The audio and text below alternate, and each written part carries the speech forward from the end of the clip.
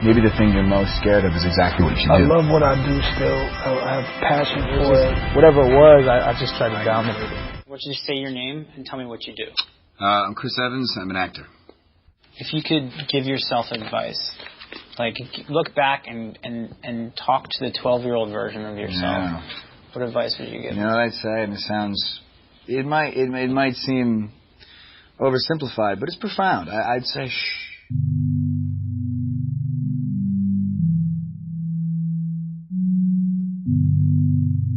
It's been a big thing for me.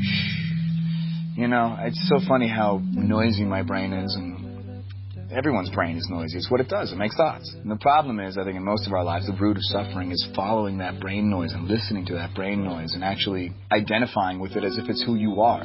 That's just the noise your brain makes. You know, and more often than not, it probably doesn't have much to say. It's going to help you. For Captain America, I read that you turned down the role a number of times. Can you just explain why?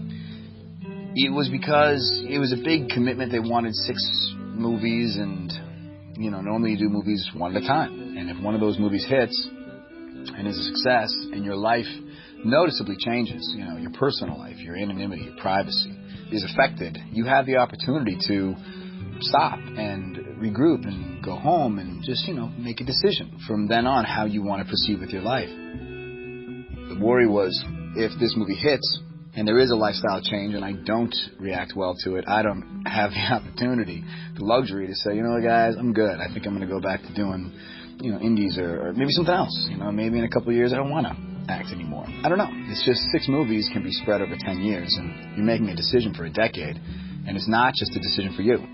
If the lifestyle changes to a point where your anonymity is compromised, then it's really not your right to complain anymore. So if all of a sudden someone in your family ends up in a hospital and you're going in and out every day and someone's taking pictures of you and you complain, everyone's going to say, too bad, you made this bed, sleep in it.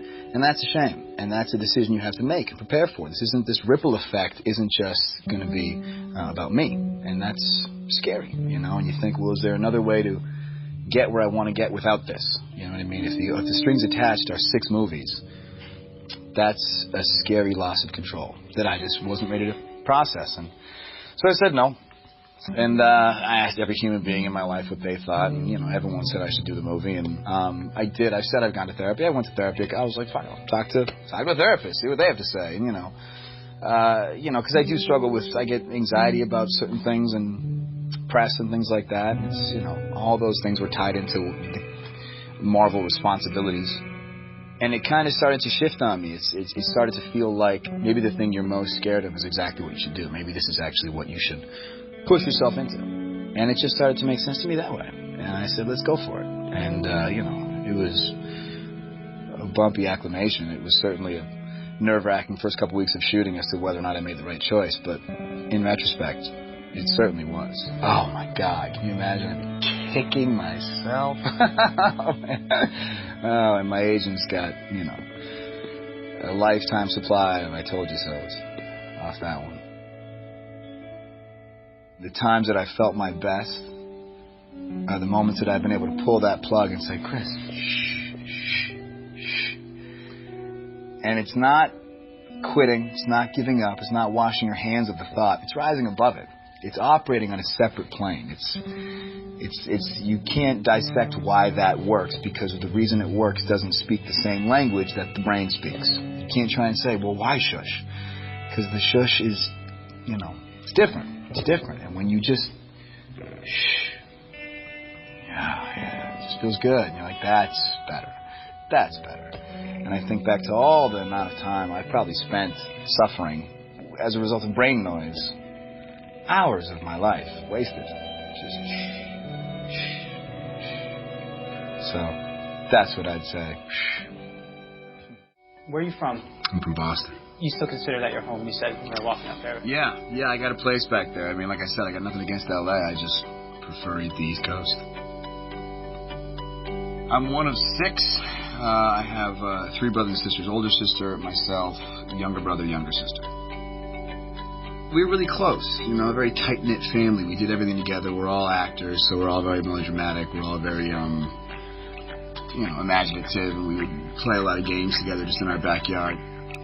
I had a great childhood. I had a great youth, and my family was a big part of that. That's why I love them. But going home for me is kind of where I just reconnect to that part of my mind, you know. And you just come out here for too long, and things that shouldn't matter start mattering, and you say, I gotta recharge.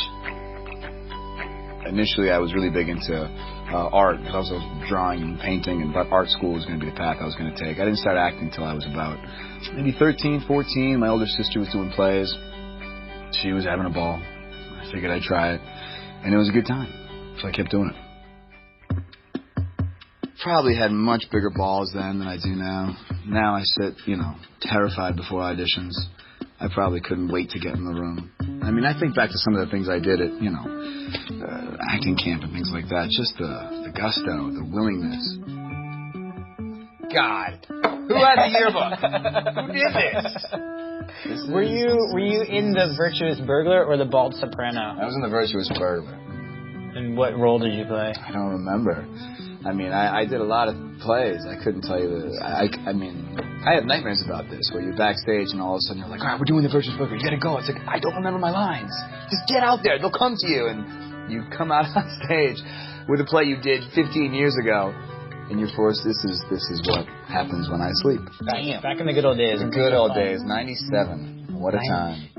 Where did that change? I mean, when did the anxiety start taking when over? it actually matters, when you're like auditioning for, for your work, your career, your life, you're an adult. It's not just fun and games. You're actually trying to build something, and when it doesn't work out, you start to kind of get, it's a heady game acting. For any movie you book, there's probably, dozens of rejections, and that can play on you. So you start to kind of put pressure on yourself, Sometimes you go through stints of having really good auditions, really solid auditions, being like, I'm good. Every time I go in the room, I feel centered, I'm present, I'm ready.